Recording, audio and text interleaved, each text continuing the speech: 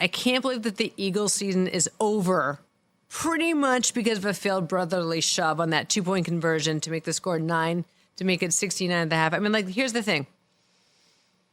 I hate the tush push. I know it's the brotherly shove. I get it, but I hate that play so much. I appreciate from a coaching perspective. I've already been told there's just so much strategy. There's strategy. You go high, you go low, you go around. To me, as somebody who made a living reporting on injuries, it is the single most dangerous moment in a football game. Except, I think that most people would probably proffer to say that it's the return, right? And that sucks too. But it's really fun to watch. I'm so afraid of a snapped neck on the tush push. That's my fear.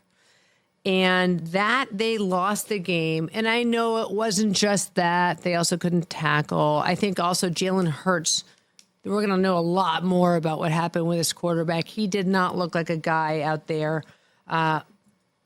He didn't look like a guy out there that was happy to be in the game towards the end of that game. I'm upset about Jason Kelce retiring. I know Rich is beside himself, but he's been saying for many years that he was debating. And to go out in a game like this, I think is incredibly sad. But I don't know. It seems so anticlimactic for the Eagles to lose to the Bucs like that.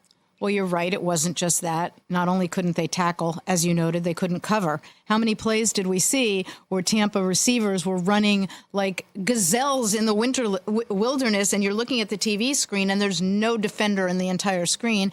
And then when the defender got in the screen, they couldn't tackle. But as to the brotherly shove, 3 reactions. 1, when they failed to get that, I said to my husband, this is a harbinger of things to come in this game. I just thought it was a little bit, a harbinger of things to come.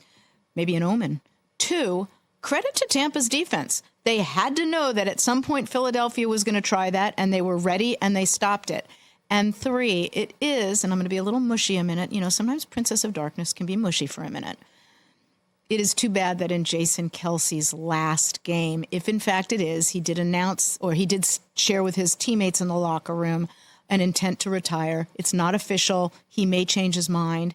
But if it was his last game, you know, too bad that for him it didn't work in that game. It's just ironic. You're absolutely right. It's also ironic, as I was lost in another thought, that they went for the tush push on a 2-point conversion. And Tampa was ready. And the irony was they already had that point on the board. That's the biggest irony. Well, and their thinking was they got to move a yard closer. This is the time to try it. But you're absolutely right. They took a point off the board. God, I mean, that's the one place where I would love to be a coach. Like when that decision about do you go for 2, do you go for 1? So would you like to be the head coach who has the ultimate authority to make that Campbell decision? was like, hell yeah, I'm going to do it even if it doesn't happen. Yeah. So you'd want to be the head coach with ultimate authority. You wouldn't want to be the special teams coach, for example, who's advising whether or not to go for the 2 or keep the 1. No, I'm bossy as hell. I would want to be the head coach. I mean, what are you kidding? Let's talk about our karma moment. Do you think this was Nick Sirianni? Remember after that Kansas City game where he was caught on a mic screaming like, I don't hear you guys now. I don't hear you guys now. Sometimes you just have to remember at all times you got a hot mic on you, but boy, this is not the way he thought his season was going to end.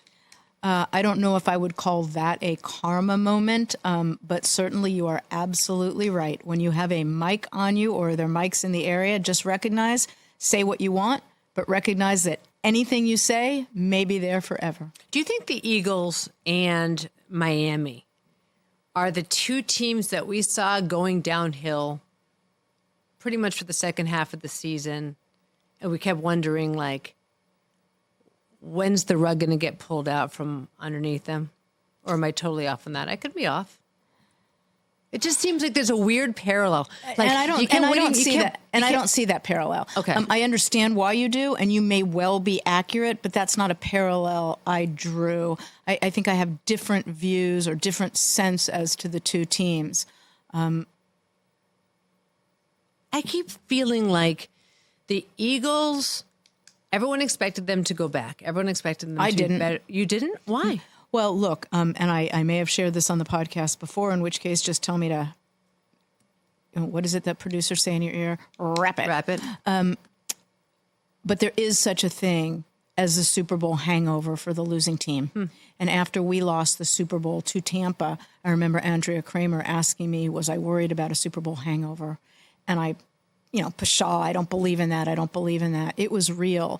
So I didn't expect the Eagles to necessarily go back because I was wondering what that hangover impact might be. Now, they got off to a great start, and I thought, okay, you know what? They're not impacted by it. And then they waned. Check out new episodes of What the Football with Suzy Shuster and Amy Trask every Tuesday. Watch us on the Rich Eisen Show YouTube page or follow and listen wherever you get your podcasts.